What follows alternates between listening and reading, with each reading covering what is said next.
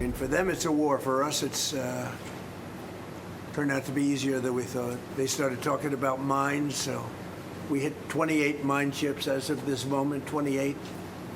Like using the same weapon, the exact same weapon that we use against the drug dealers in the water. So we've heard so much about the Strait of Hormuz during this ongoing conflict with Iran, but let's talk about why it's so important in the first place, why President Trump wants to keep it open. Take a look at this map right here. So roughly 25% of all global seaborne oil trade goes through the Strait of Hormuz right here. Then on top of that, almost 20% of all liquefied natural gas trade, LNG as it's known, goes through the Strait of Hormuz as well. A large amount of that LNG being exported from Qatar. Now, Iran has come out today saying they plan to keep the strait closed during this war. How do they plan to do that? We know Iran likes to use mines. They've used them in the past, and there have been reports they've started mining the strait again. There's a handful of different mines that they can use. There are floating mines, which kind of bob in the water 3 to 10 feet down in depth. There's moored mines. Those can be chained to the seabed. There are seabed mines, which literally sit on the ocean floor. Those can be used against submarines. There are also things known as limpet mines. Those are mines that are literally just attached to the hull of a ship.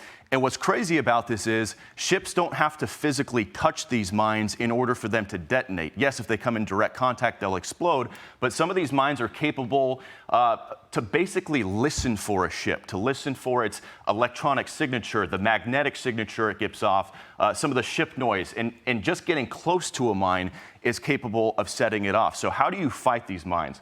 Well, the U.S. has, these are known as MCMs. These are mine countermeasure ships, and they're built a certain way. They've kind of got like a wooden hull. They don't give off as much of an electric signature, but they're designed to detect and destroy mines. These are some of our MCMs which are being decommissioned. This is them in transit back to the United States. Why are they being taken out? Because we apparently have some new ships that are going to be brought in. They're more modern, but these are the kind of ships that we use to detect and destroy the mines in the strait. And you take a look at the bigger picture here, again, looking at the Strait of Hormuz. You got Iran saying you want to keep it closed. You got President Trump and the U.S. military saying they might consider using military escorts to get ships safely through this area, as we see these overnight videos of ships being bombed and are now on fire. For more on this, we want to bring in Andrew Markoff. He's a former Marine Special Forces officer and the CEO and co-founder of SMAC Technologies. Andrew, good morning to you. Good morning. Thanks for having me. Do we have a rough estimate of how many mines that Iran potentially has built up over the years? I've heard reports that they have, circa 6,000 of a, variety of different types from, what you were pointing out, the ones that are close to the surface, some that are just under the surface, and then some that are, in the seabed. But I think, the bigger issue than just the quantity is that they're cheap, and that, you really only need one mine to make a minefield. I mean, the reality is just the threat of any mines in the strait is enough to shut down traffic.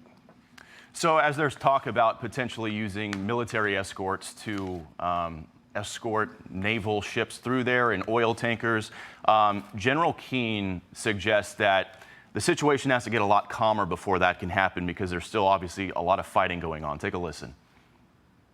If we start to bring our warships through right now, the Iranians still have the capability, not just at the coastal area, which we can eliminate, but hundreds of miles back to range those ships with precision weapons.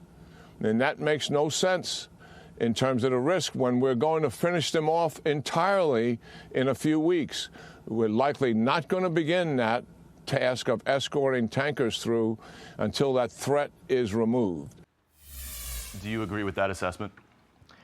I definitely think that there's still a threat. I think that this just points to the need for what we would describe as decision dominance, but the ability to fuse massive amounts of data in real time to understand what's going on and then make the right decisions, both to take out threats to our ships in the strait and to be able to get ships moving through the strait.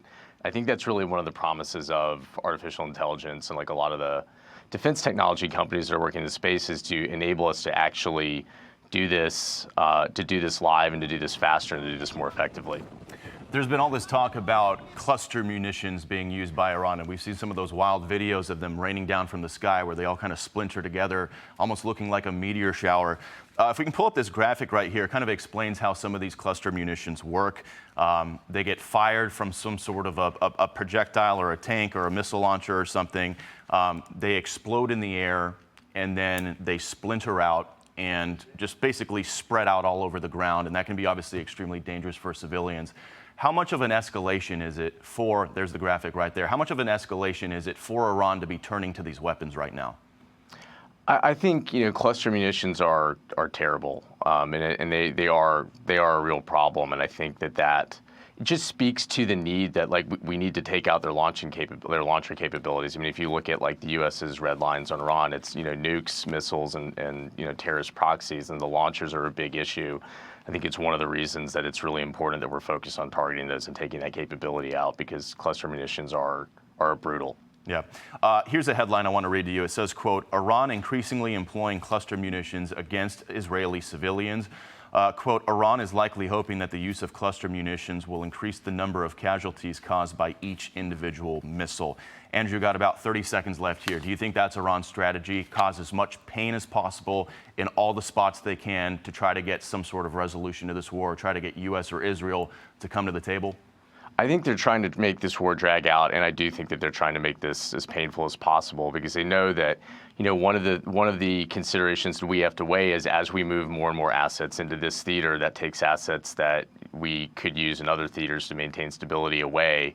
And we need the ability to be able to be effective in this theater, optimize getting this conflict resolved in a way that maintains our equities in other theaters at the same time. And again, I think that's really why decision dominance and the ability to fight and move assets in multiple theaters at the same time is a really critical capability for us. Yeah, on top of the fact that every day they're trying to take out the launchers that are firing those missiles. Andrew Markoff, thanks for your time and thanks for your insights this morning. Thanks. Be sure to like and subscribe for all the Fox News latest on YouTube, and catch full shows streaming now on Fox One.